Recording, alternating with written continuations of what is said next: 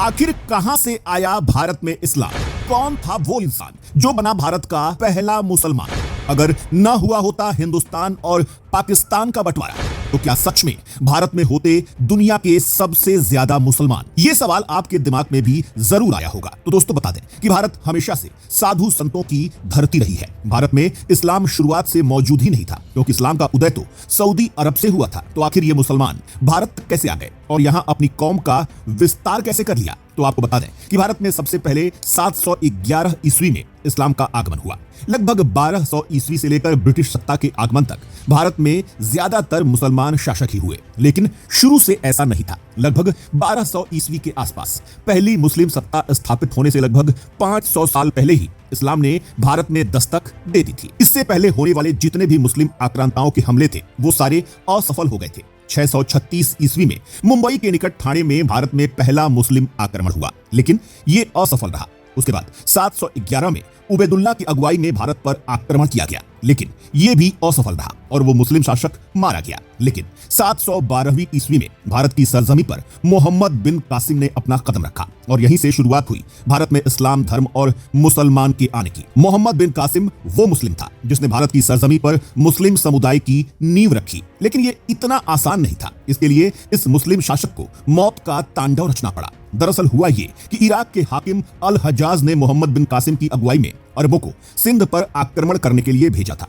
उस समय भारत को सिंध कहा जाता था। दरअसल युद्ध की शुरुआत कुछ ऐसे हुई कि कुछ समुद्री लुटेरों ने मुसलमानों के नागरिक जहाजों को अपना बंदी बना लिया और जिस जगह पर ये बंदी बनाए गए थे वो हिस्सा सिंध के राजा दाहिर के राज्य में था। इसे छुड़ाने के लिए मुसलमान भारत आए और जब बात नहीं बनी तब 17 साल की उम्र के बिन कासिम की छोटी सेना के साथ राजा दाहिर से युद्ध के लिए भेज दिया गया। राजा दाहिर और बिन कासिम के बीच हुए युद्ध में सिंध के राजा दाहिर को हार का मुंह देखना पड़ा था और तब मोहम्मद बिन कासिम ने सिंध पर जीत हासिल की और यहाँ लाशों के ढेर लगा दिए और इस तरह से पहली बार भारत में इस्लाम धर्म का आगमन हुआ। हालांकि अरबों की इस जीत से भारत को ज्यादा फर्क नहीं पड़ा और अरबी सुल्तानों का शासन भारत के अंदरूनी हिस्से तक नहीं आ पाया था। लेकिन ये वो युद्ध था जब पहली बार हिंदू और मुसलमान संस्कृति आपस में टकराई थी।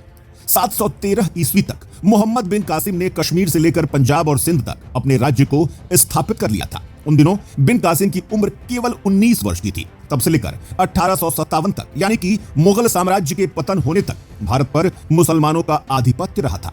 लेकिन इतिहास बताता है कि भारतवासियों के साथ बिन कासिम का व्यवहार काफी न्यायिक रहा था। इसी वजह से यहाँ की जनता उन्हें काफी स्नेह करती थी और जब वो वापस बगदाद लौट रहा था तो भारतवासियों ने नम आंखों से उसे विदा किया था।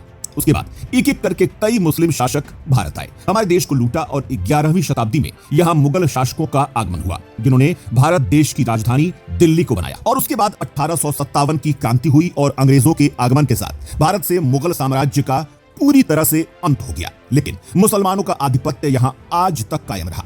पूरी दुनिया में भारत में दूसरे नंबर पर सबसे ज्यादा मुस्लिमों की जनसंख्या रहती है और कहा जाता है कि अगर भारत पाकिस्तान अलग ना हुए होते तो यह मुमकिन था कि भारत देश दुनिया का अकेला और पहला ऐसा देश होता जहां मुस्लिम आबादी सबसे ज्यादा होती। दोस्तों भले ही अब धीरे धीरे भारत सहित दुनिया भर के मुसलमानों का इस्लाम से मोह भंग हो रहा हो, लेकिन भारत में इस्लाम 700 ईसा पूर्व आया था और आज तक इसका वर्चस्व यहाँ कायम है। आपकी क्या राय है इस बारे में? कमेंट सेक्शन में बताइएगा। साथ ही ऐसी ही लेटेस्ट अपडेट्स के लिए पेज को फॉलो करना मत भूलिएगा।